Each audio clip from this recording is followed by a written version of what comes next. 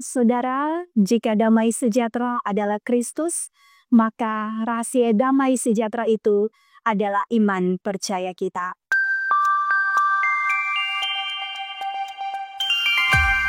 Mari kita akan membaca dan mendengarkan firman Tuhan, dan mari berdoa. Allah yang baik yang mengasihi kami bersyukur untuk setiap hal yang telah Tuhan berikan. Biar firman Tuhan menerangi hati kami dan menuntun kami di sepanjang hari ini. Hanya di dalam nama Tuhan Yesus kami berdoa dan bersyukur. Amin. Saudara-saudara yang Tuhan berkati, mari di saat ini kita membaca firman Tuhan di dalam Mika pasal 5 ayat 3 dan 4a. Begini bunyinya. Maka ia akan bertindak dan akan mengembalakan mereka dalam kekuatan Tuhan, dalam kemegahan nama Tuhan Allahnya. Mereka akan tinggal tetap, sebab sekarang ia menjadi besar sampai ke ujung bumi, dan dia menjadi damai sejahtera. Saudaraku, setiap tahun di sebuah daerah, ribuan mobil dicuri. Tapi ada pada suatu masa, di suatu hari, bahwa mobil yang dicuri kemudian menjadi sebuah berita yang sangat besar. Bahkan koran-koran lokal pada waktu itu mengumumkan tentang pencurian mobil. Pertanyaannya adalah mengapa hal yang sudah biasa terjadi kemudian menjadi sebuah berita yang viral pada waktu itu.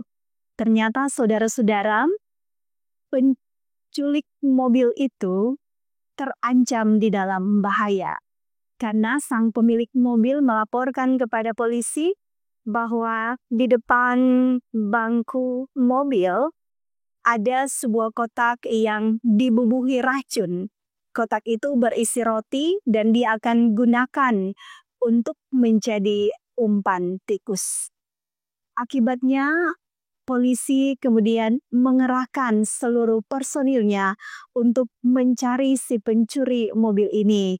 Tetapi yang spesialnya adalah bukan untuk dihukum, tetapi justru untuk diselamatkan. Karena mereka takut pencuri mobil ini akan memakan roti yang ternyata beracun.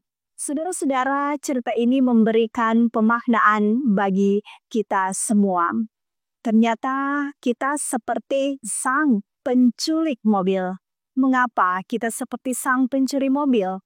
Karena kita juga hidup di dalam melakukan hal-hal yang tidak baik, hal-hal yang tidak berkenan. Mungkin kita lari dari kenyataan, sering dikejar, dan kita ada di dalam bahaya maut. Namun, kabar gembiranya adalah kita justru akan bersukacita ketika kita tertangkap.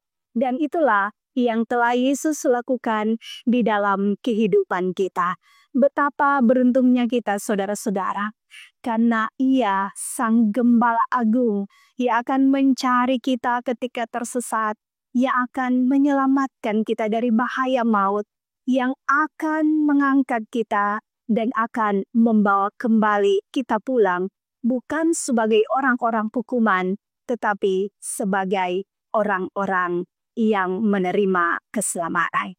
Karena itu saudara-saudara yang diberkati dan dikasihi Tuhan, di tengah-tengah keputusasaan yang kita miliki, mungkin ketika kita punya masalah dan kita tahu bahwa tidak ada jalan keluar lagi atas segala masalah dan hal yang harus kita hadapi ini, kita harus ingat bahwa ada Sang Gembala Agung, yaitu Kristus sendiri, yang akan mencari kita, yang akan mengangkat kita, yang akan membawakan damai sejahtera bagi hidup kita, dan ia tidak akan menghukum kita, justru akan memberikan keselamatan.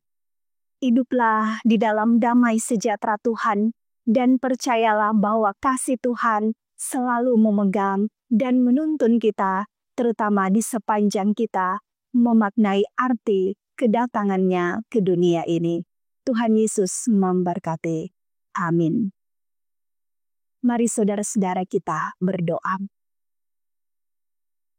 Begitu banyak hal yang Engkau ajarkan bagi kami ya Tuhan.